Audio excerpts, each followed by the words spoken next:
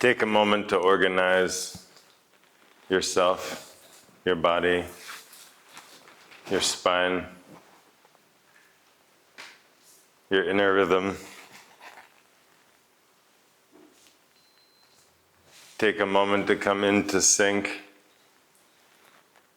with your breath.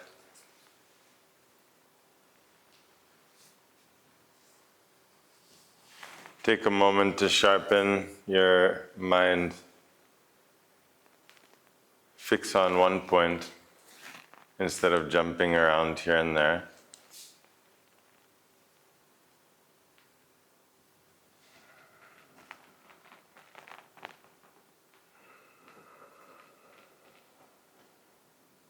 Take a moment to be present.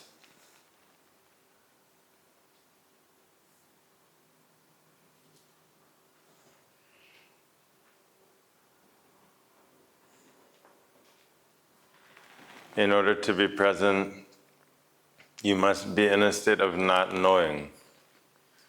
Only by not knowing is there the openness to be present. Otherwise, we're living in the past. Mind is in the past. Knowing is in the past.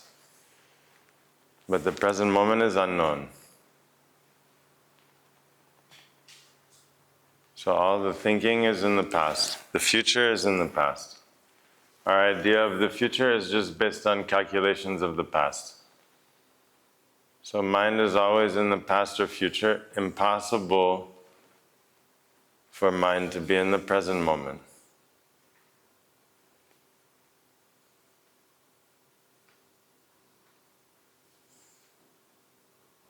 So, in order to be yourself, you must forget yourself. By not knowing yourself, then automatically, spontaneously, you'll be yourself every moment. But the idea of yourself, the idea you have of yourself is not yourself. This is a false self. A little tiny fragment of an infinite. And so, there's no right idea. There's no right story.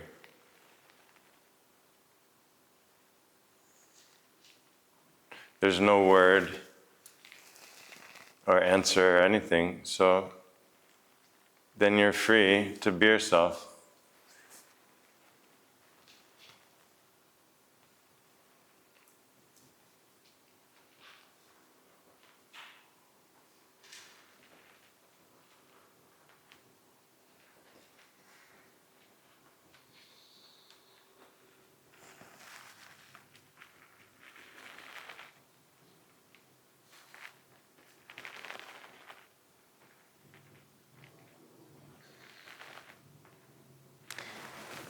If it's possible to tune your musical instrument, you must tune it.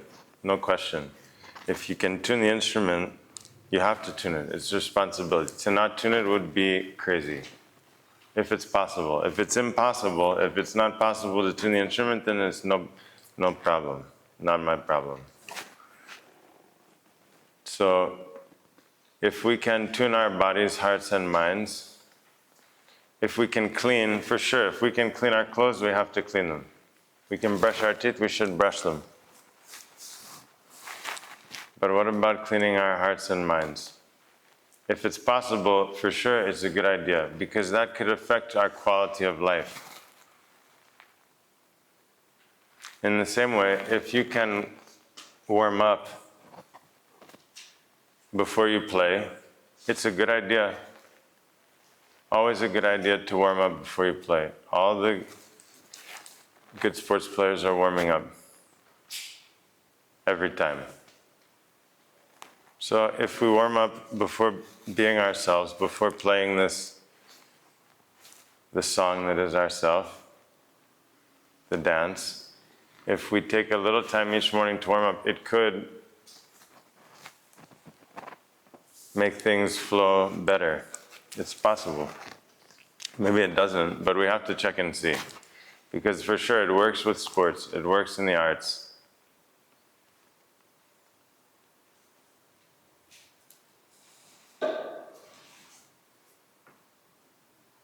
And so The recommendation is to take time each day to clean your body, heart, and mind, to tune all these layers of your biology, your inner rhythm, your breath.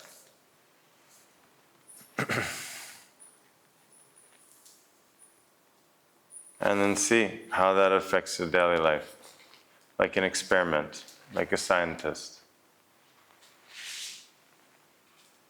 If it can improve our quality of life, our depth, our presence, our connection with ourselves, with others, it's a miracle.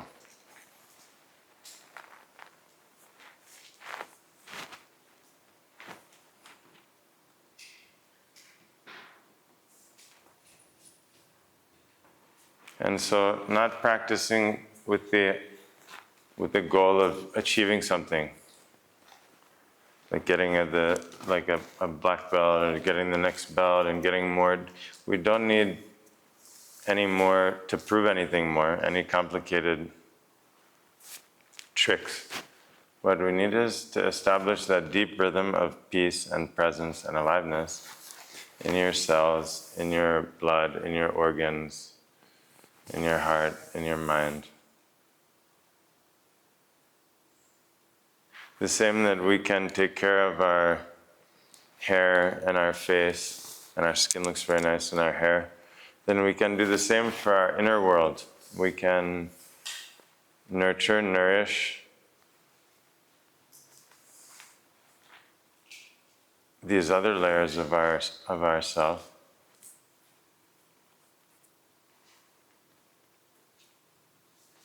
And if you water the garden will grow. The garden knows what to do. Everything, the seed, everything is in the seed. In the same way, that same intelligence that's acting in the seed and the plants is acting in you. And that intelligence knows. Life knows. And so, part of it is that all this resistance and control to get out of the way. That's why one of the first teachings, forget yourself. Not forever, but for a few moments. Because if you're thinking about yourself, you can't be present.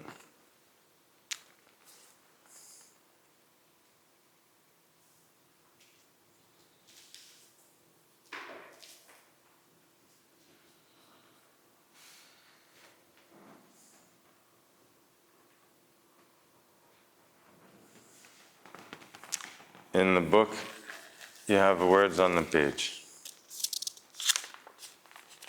But the space is there before the words. The words come on the surface, but the space is everywhere. The words are very little within the space. In the same way, the mind is infinite space, but the words and ideas and stories are very little dust on the surface. So you have to shift your attention from the words to the space. The space is there. The space was there before the words. The space is in between the words. All around, everywhere is space.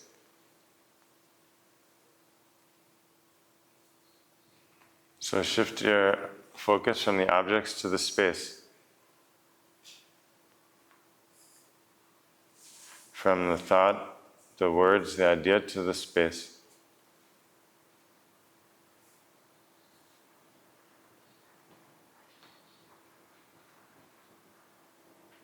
It's a kind of not knowing. It's a being. Being is not a state of knowing.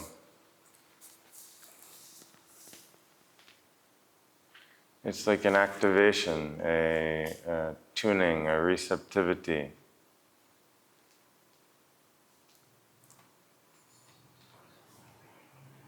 We have to see that it's not possible to be known. It can't be known. We can't know. Who am I? Whatever answer is false. What is love? All the answers are false. We don't have any good answer for anything. If it were possible to answer, then there'd be an answer by now. So instead of trying to know it, we can just live it.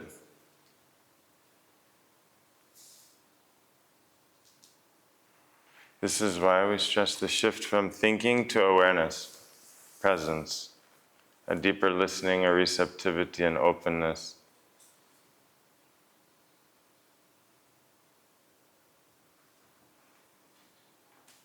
It's like changing gears in the car, shifting the gears. We're continually in the high gear with the pushing the gas, just go, go, go. It's just over there. But a different gear for being here. Completely different rhythm, way of breathing.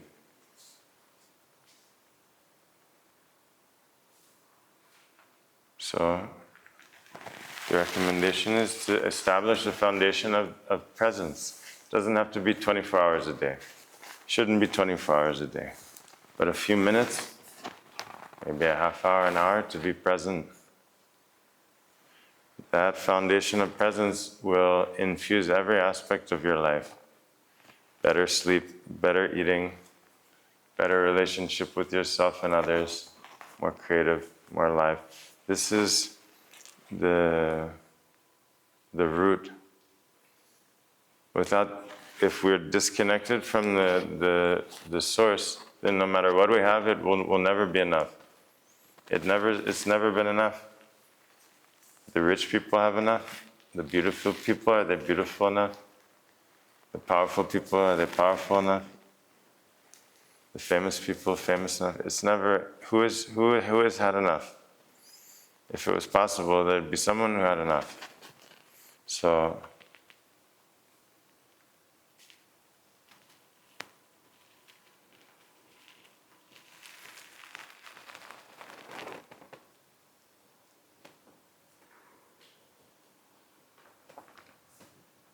just be quiet for a few moments every day. Activate your spine, your organs, your cells, your glands. Collect yourself. And then be quiet. Get out of the way. Forget yourself.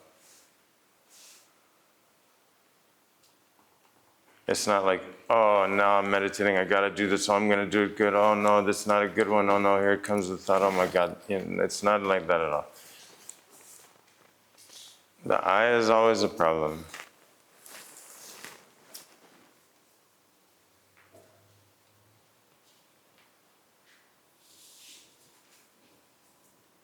On the surface of the ocean are the waves. You can't stop the waves, it's a natural process. Beneath the surface is the current. In deep, deep level, there's no movement. Still the waves are going on the surface. But at the deep level, no waves. So we're always on the surface of the mind. Only on the surface, all the words and thoughts, ideas, memories. So go down in the deep level. At that level, there's no words.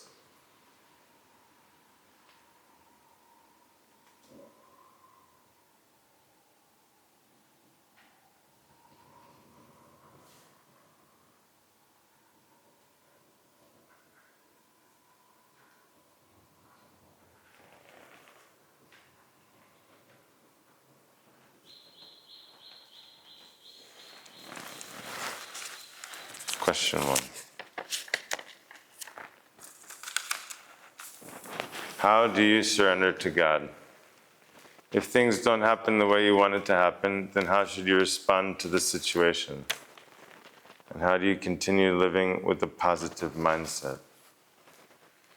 So surrender means that it's not about what you want. As long as I have an expectation, an idea, it should be like this, and if it's not like this, I'm going to be upset. Then there's nothing to do with surrender.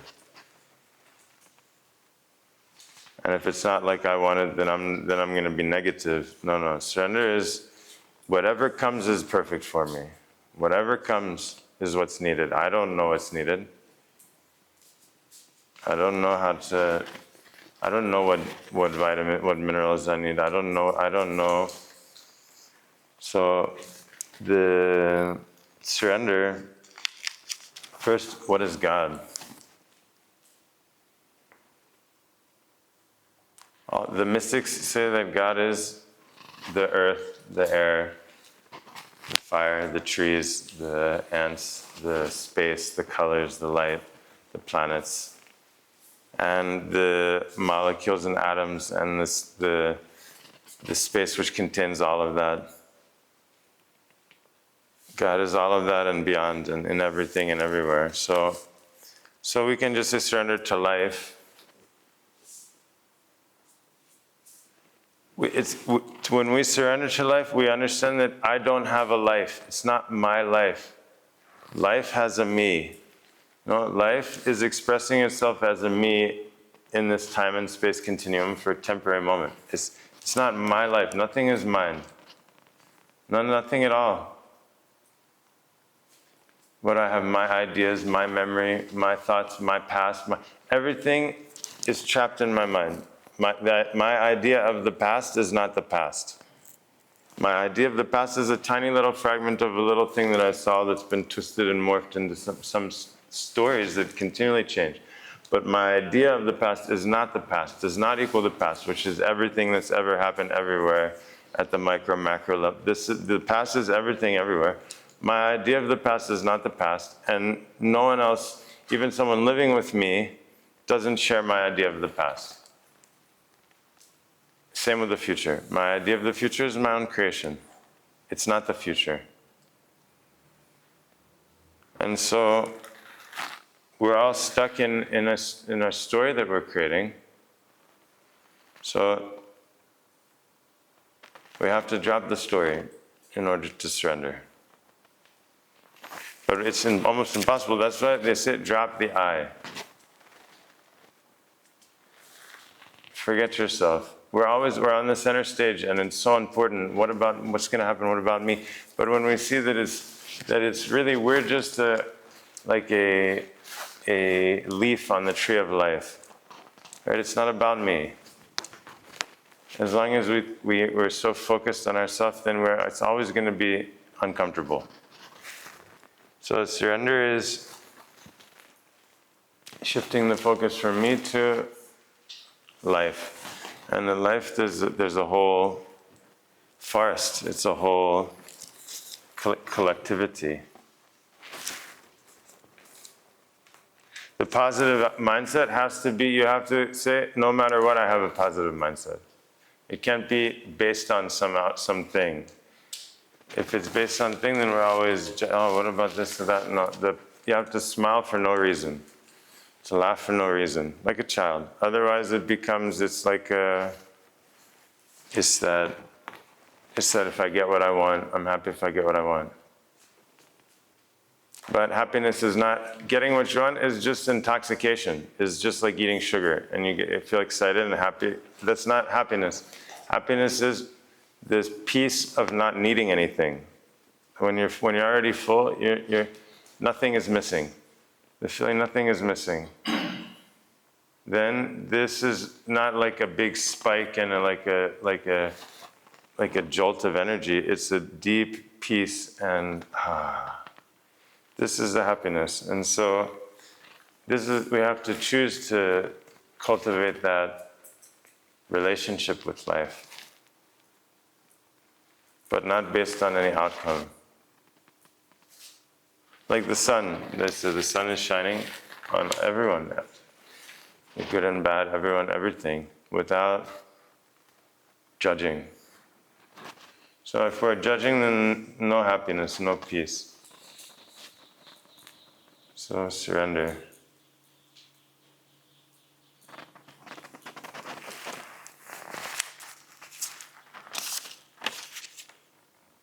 Does the ego have an ego when you're surrendered? Is thinking having an ego still the ego?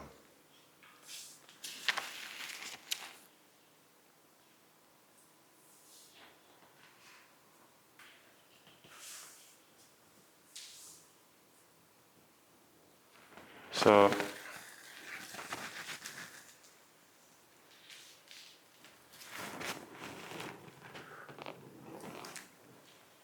who is the you, who is the ego? Right? The you is the ego. So the ego, you are surrendering is the ego surrendering. The only thing that's surrendered is the ego.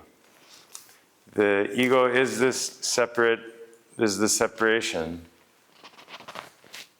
But the real self that has no need to surrender. The real self is always itself, is always present, is always centered, the true self. And the false self is never centered. You can never teach it. It's not like, oh, I'm gonna teach it how to be right and do good and this. No, the false self, the ego self, can never be the true self. And so we say that it surrenders, but actually there's nothing. It's like a shadow, right? The shadow, you can't let go of a shadow. It's just a byproduct. And so the ego is a byproduct of these elements existing in a separate universe, that are held together for a certain period of time, and then eventually the energy is released. And so as a result of the cohesion of the elements, then there's this separation, an idea of separation. But they say it's like one fire, and then the sparks come off the fire and they start other fires. But it's one with there's only one fire. There's only one essence. And so at the deep level, the soul level, is the oneness. But that oneness can't know itself. It's only through duality. Right? In order to know, there has to be two. The seer and what's being seen. The knower and the known. But at that level, there's no two. And so the ego it remains as it is. And the self remains as the self. The ego is not changing into the self. And the self is not changing anything.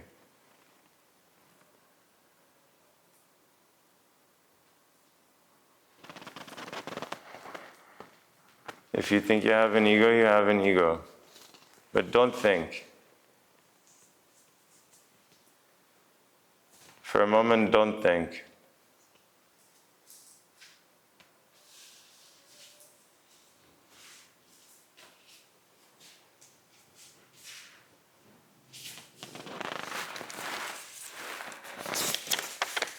Is there a tool you could recommend for self-motivation? Stirring fire and drive. I think one we need, yes, we can stoke the fire and build that up. But beyond the motivation, we just need structure. We need to set up a reasonable structure within the framework of time, and we just need to stick with it and repeat it. And that structure will carry the rhythm, the rhythm and regularity, the banks of the river will allow the river to flow. So by scheduling these different, by working with the daily schedule so that it's conducive to being present, means taking time in the morning. We take a shower, brush our teeth like this, if possible, go into nature. And do a daily practice in the morning before the day starts. Right? And then you just have it fixed, what practice, where you practice, what time you practice, how long it takes. Everything is fixed. And so you just do it, and then eventually it just does itself. Recommended to do like a 100-day challenge. And then by that time it'll be established. If it's working, you'll know. Really, in a few days, it's enough to know if it's working. And even just if we consider, there's no question, if you practice your instrument, you get better at it. If you warm up, if you tune your instrument, for sure you're playing better. There's no question. There's no question at all. So then the question, how to anchor it, it's just like eating. You eat this time, you practice. The practice itself is a meal. It's a kind of nourishment. It's not like, oh, I'm going to stretch and like it's like activating your cells, activating the enzymes, activating the fire, the elements, activating your brain and nervous system. It's like by embracing the uncomfortableness, you're flushing out all this residue in your nervous system and emotions, mood, everything.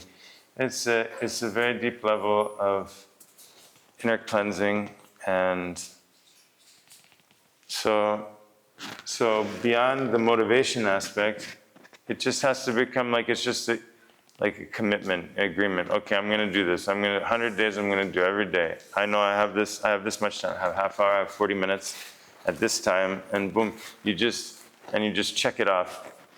And you get into a rhythm, get into flow, and then it will carry itself. But for the motivation, you have to find things that you love, some things that bring you joy. It has to be something, it can't be like force feeding yourself something, but it's like you naturally have motivation for the things that are important to you. So then we have to consider what's important to me, but also what things, what activities, what places, what people make me feel alive and joyful, and spend more time around those people and those places doing those things. But through the daily practice, you'll be able to tap more into that. The practice is needed. You wear your clothes, you have to wash them. Oh, it's uncomfortable. Whatever, who cares? You have to do it. So the same. Every day we make a mess with our minds, with our hearts, everything, our bodies. So if you clean every day, then naturally you can access the motivation and these other creativity and the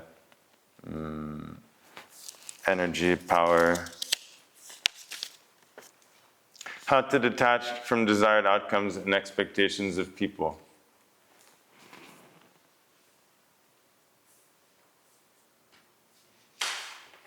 First, when you're grounded in yourself, you're less concerned about other people. Right? We're all the time seeking validation through the others, and so want to control others, that they do everything and like that. But it's just because we're disconnected from ourselves. So the key is always establishing that center and deep at homeness, where you feel deeply at home in your body, in your heart, and your mind. When you wake up in the morning, you feel deeply at home in yourself, in your life, whatever it takes.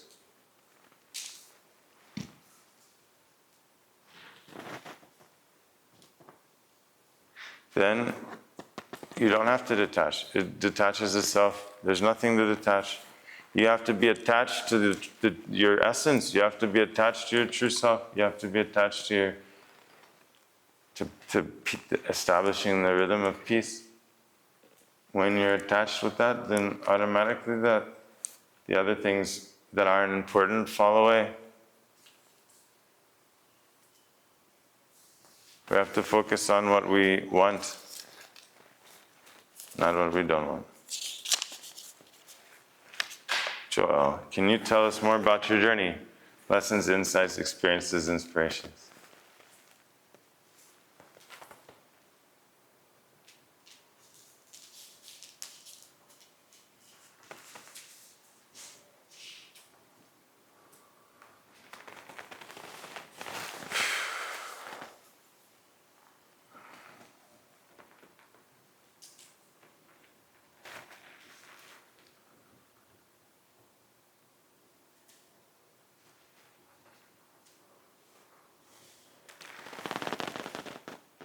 I grew up playing classical music and then playing sports and then learning languages. And I understood very clearly that if you apply yourself and practice, then you can get good. And so then when I was 19, I was initiated in the traditional path of this yoga alchemy. And I just was like, oh, okay. And I just did the same thing that I'd done in those other fields.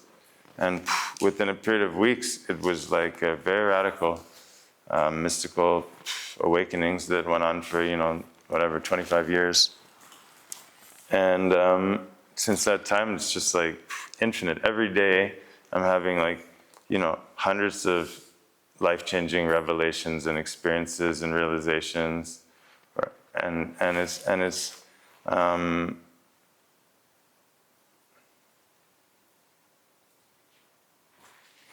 from the beginning. The same with the sports player. You know the sport by watching someone play it really well. The sport is alive not in the rules of the game, but in manifesting that. And so for me to be around the great sages and yogis was really important. from the beginning, or reading about the lives of the sages, or reading their teachings. And so, from 99 till now, 25, the last 25, 26 years, I've spent an immense amount of time either in the presence of the sages or through their words, imbibing that through the practices. And that's been a tremendous gift. I was just in India for a couple weeks, sitting at the feet of these great sages. That's all I ever really wanted to do. I never had any intention or desire to set up a center, make a community, or teach anything. But this has been perfect. This has been perfect. Where do we go after we die?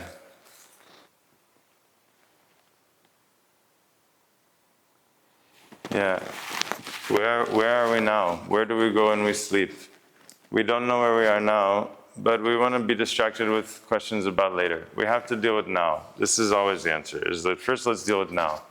We always want to talk about that later, then and there. But unless we deal with now, then it's all just hearsay. It's all just fabrication. And then and there, we can say anything about then and there. Then and there, it's going to be beautiful, and everyone's going to be happy, and everyone's going to be loved. We make up all kinds of bullshit then and there. But here and now is completely different. And so the question is, where are we now? Where am I? Am I in the arm? Am I in the leg? Am I in the belly? In the which cell am I in? Where am I? Am I in the body? Am I outside the body? And where do I go when I sleep? Where does the body go? Where does my mind go? Everything, all of this is more important because this is immediate.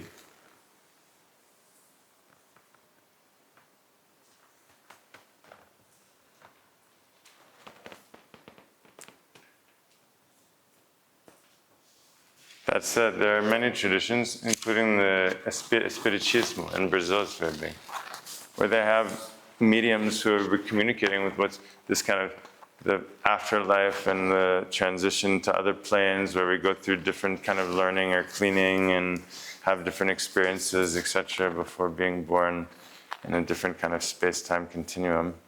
So for sure, it's not like a one-stop journey, and there's infinite, they say, but before we get a human birth, we've already incarnated as every other species, starting from the gases to the microorganisms, and then through all the plants and the animal, all this kind of, and then before coming onto the spiritual path, they say it's 80,000 human births even.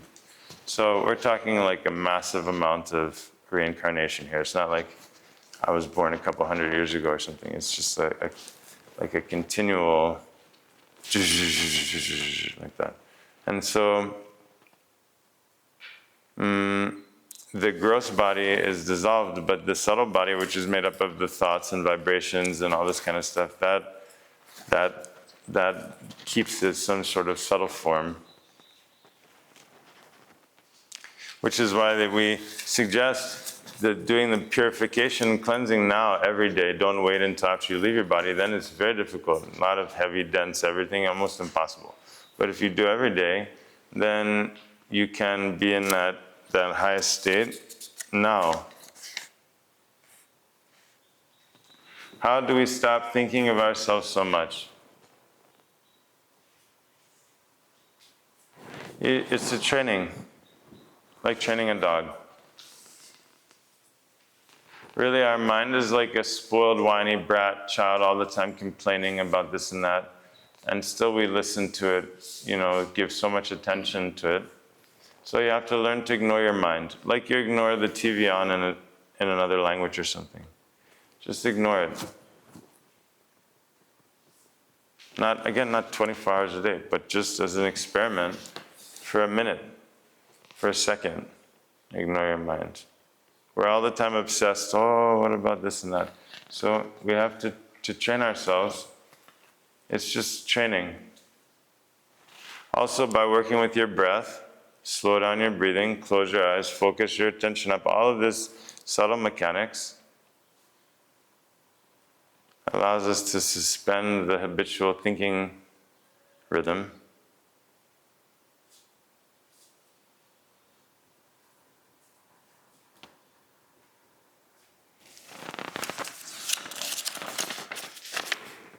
breathing during meditation. Today it was like my body forgot to breathe any thoughts. Yeah, exactly.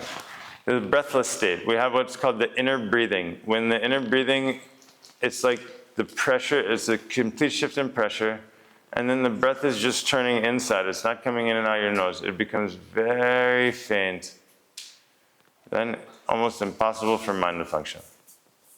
The mind also, it's like a very subtle channel on the radio. It becomes very, very fine.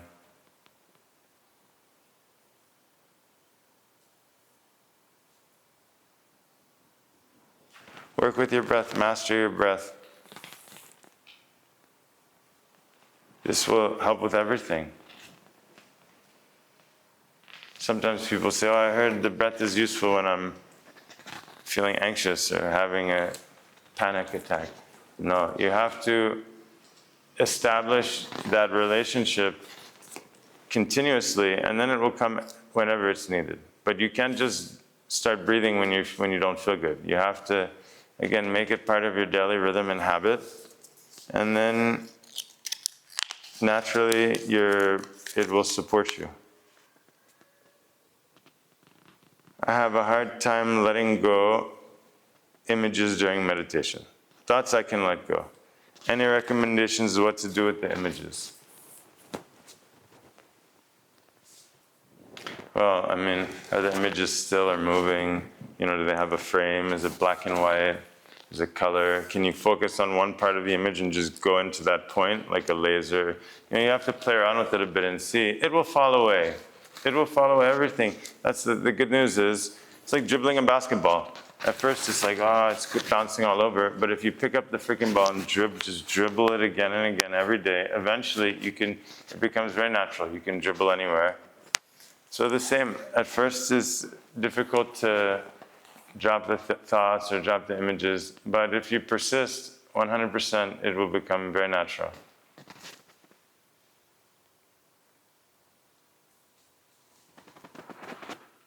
And there are different, you have to experiment different ways to dissolve the image or go beneath the surface of the image or go into one point of the image.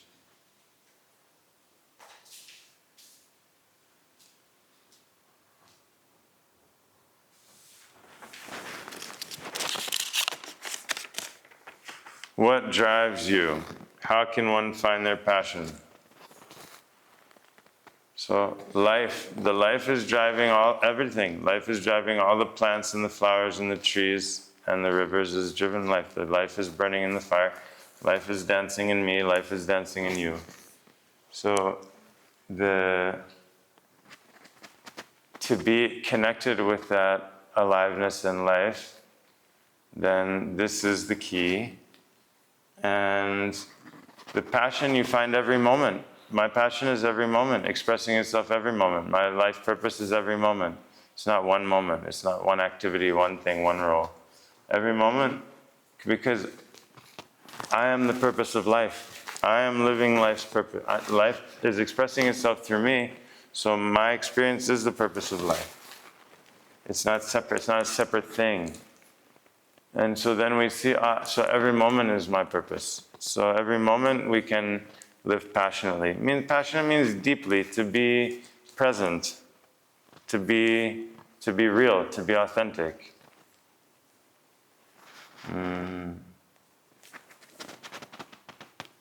Often we've been so disconnected from our soul, from our truth, from our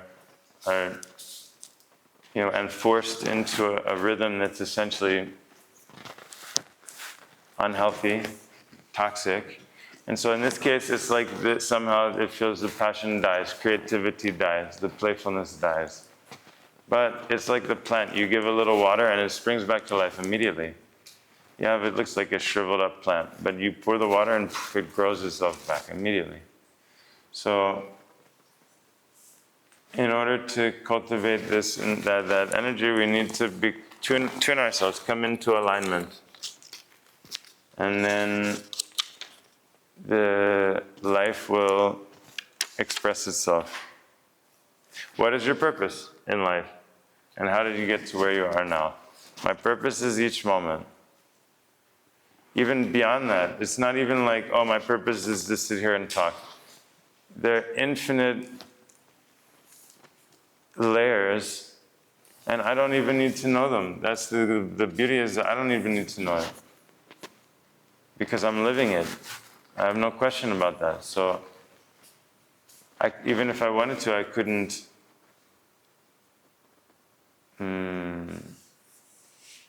reduce it to one activity or one relationship or one moment, because each day, hundreds of moments of deeply touching beauty or truth or wisdom or resistance, every day, continually, every moment. And so my purpose is not somewhere else. It's not like, oh, once I do this and get there and go here and there. It's been every moment. It's always been like that. When I was studying languages ferociously from 14 to 21, but at that time it was infinite other adventures as well. So, purpose. Yeah, I don't have a purpose. I am the purpose of life. This is subtle difference. Same, I don't have a life. Life has a me. Life is, this is life. This is life expressing itself. It's not me. Me is posing. Me is the poser. But life is the poise. Life is the real.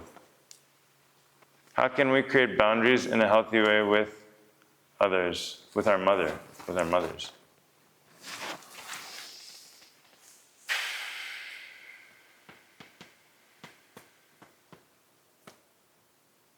First, you have to create a healthy boundary with your mind.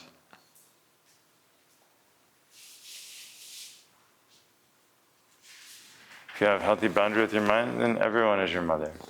Everything is your mother.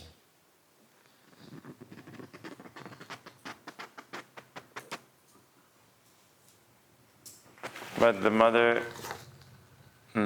family relationship, we have the idea that it's supposed to be like this. It's supposed to be good. It's supposed to be that.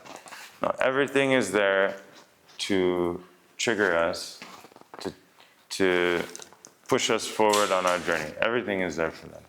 The illness, all the difficulties, all the good things. The good things are just as bad as the bad thing. The good thing comes, we're afraid to lose it, or we're too attached to it. Something, you see, there's no way to win. So we have to, first of all, just accept that it's going to be challenging. Life is challenging. It's not that it's meant to be challenging, but it's not meant to not be challenging. And so when you're deeply grounded within yourself, then it shifts the dynamics in relationship also.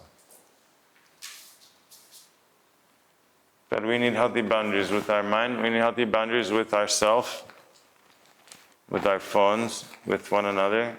Boundaries are important. Boundary is not like building a fence. It's just knowing yourself, knowing what's conducive to being healthy, alive, and what is draining, Not that we can always control. The boundary is not about control. The boundary is just a self-awareness and being grounded and rooted in your power and your voice. Because it's not by asserting your boundary, you're not being mean to another person. Actually, you're helping them. And because if we don't express our boundaries, then how will people know how to relate to us, or what we're thinking, or what we're feeling? So when we're centered, grounded, aligned, then it's very spontaneous, very natural that we can assert our boundaries and feel at peace, at home within ourselves. This is a part of being at home within yourself. It's not a big deal.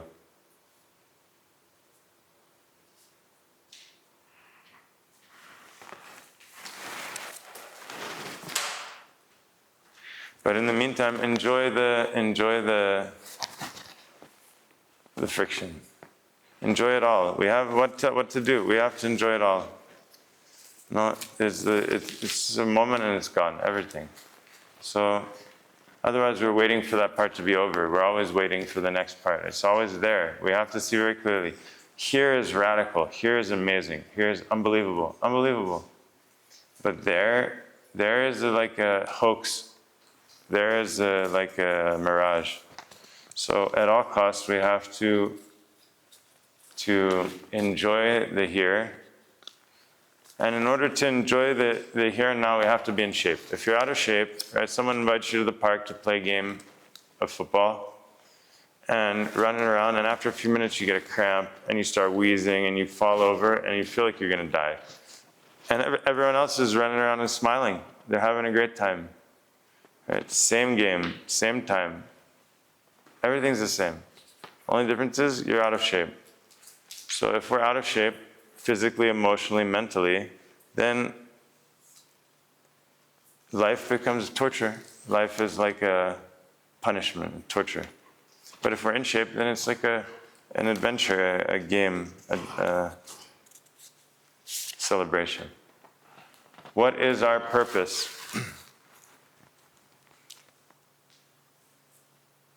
You're living your purpose every moment.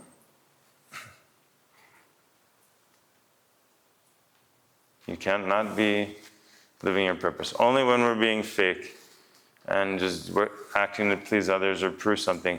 What I discovered recently is mostly we're doing things in order to prove something to someone else or to the past or to the version of ourselves or something. So we have to get away from that tendency. And then when you forget yourself, then like a child, spontaneously, naturally, you fulfilling your purpose. But it's not a career. That's the other one. Everyone's like, the purpose is some career or something.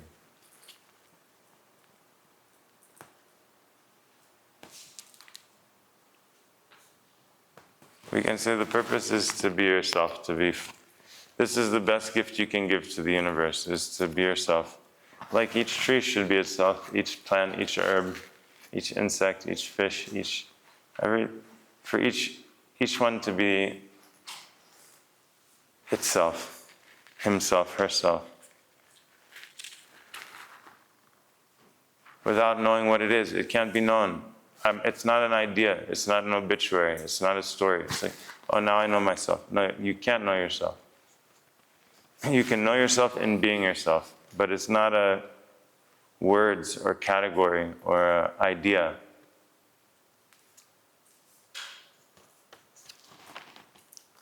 Once you have surrendered, the question about purpose comes up. What should the purpose of life be? And to remain surrendered. Wow, it's so great. Yeah. Anyway, life is living itself through you. Life is beating your heart. Am I surrendering my heart right now? Am I surrendering my digestion? No. Right? And so the cells are doing their thing. Are those cells me? Do I surrender and I allow these cells to divide and to do their things? So really, we just have a misunderstanding about life and ourselves. Who am I? So, but the surrender, what we're surrendering is to be stressed out all the time because we're trying to control everything.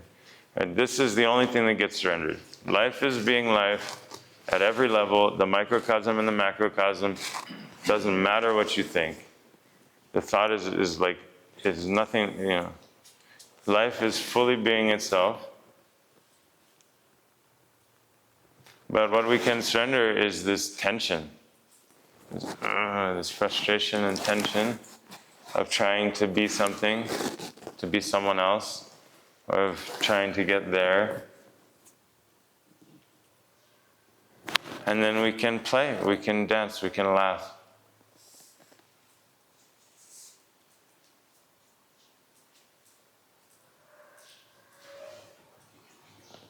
But the ego can't surrender itself.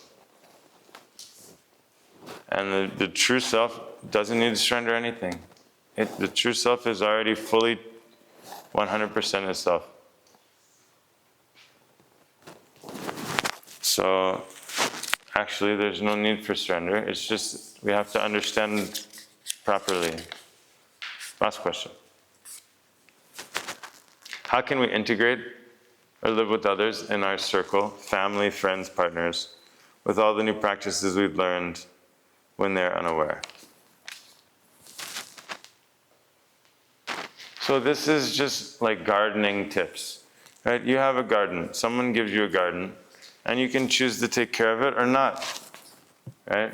If you take care of the garden, it means spend a little time each day in the garden, water the garden, weed the garden, plant the nice things in your garden, then the garden will grow. The garden knows how to grow, and the garden will grow itself. So you just have to take care of your garden, and you have a beautiful garden that will inspire, that's beautiful for everyone. And then we become like it's a joy, to be around someone with a beautiful garden in their heart, someone who's cleaning their heart and their mind. It's contagious, the same way all the negativity is contagious. This inner beauty, the inner wisdom, the inner joy, this is contagious. This is needed, this is so deeply needed. Everyone's so thirsty for this, something real. So by living it, then naturally people will receive it as well. Whether they want to consciously practice it, anyway, it doesn't matter. Not about the tools or practices. It's about that state of being in tune, the state of being present and alive. And so the best way that we can share that is to live it. And that has to be in spite of everything or anyone or anything. No matter what. If it's possible to be in tune, for sure we should be in tune.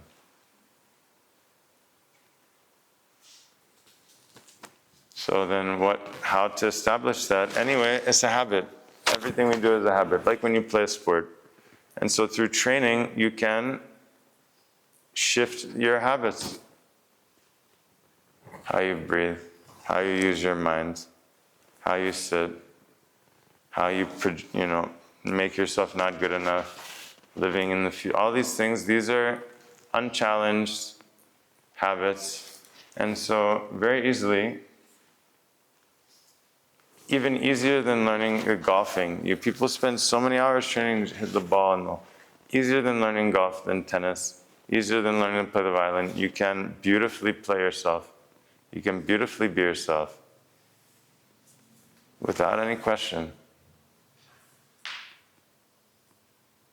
So recommendation is just dedicate a little time each day. Create that sacred space, that sacred time.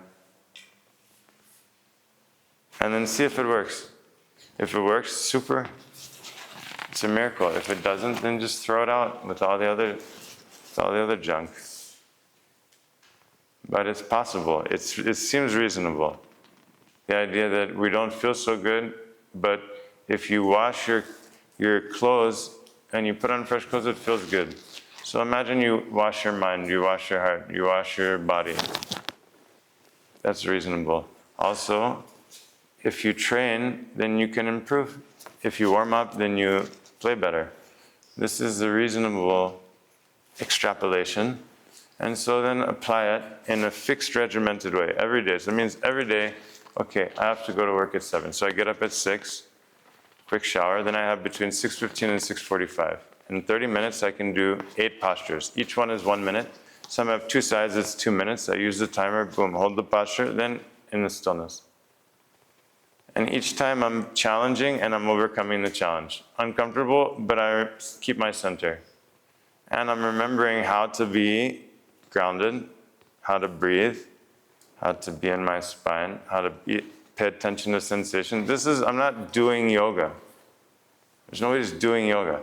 We're training these different, sharpening our awareness and presence.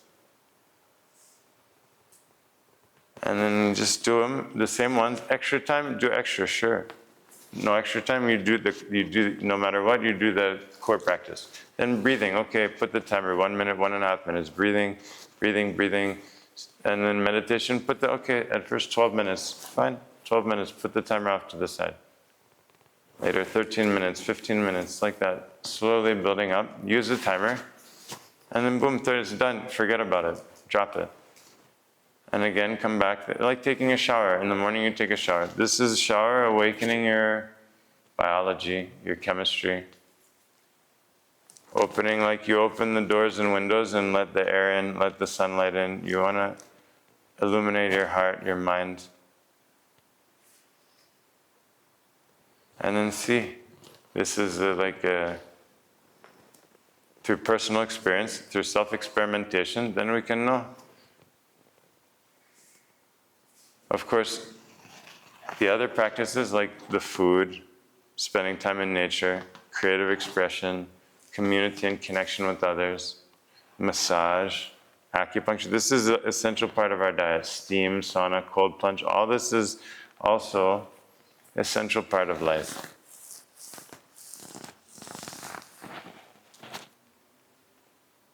And yoga. This is also yoga. Means this tuning, to be in tune. And so we have to live it. The practice is for living it.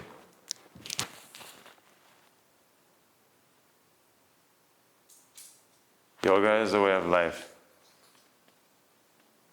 a relationship, a commitment, a presence, and aliveness. And so, that's, I think, yes. Let's take a moment to be quiet. Drop all the words. For a moment, drop all of them at once. All the words of all the languages.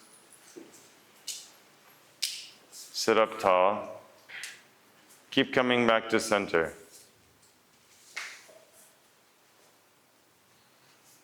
Adjust your spine.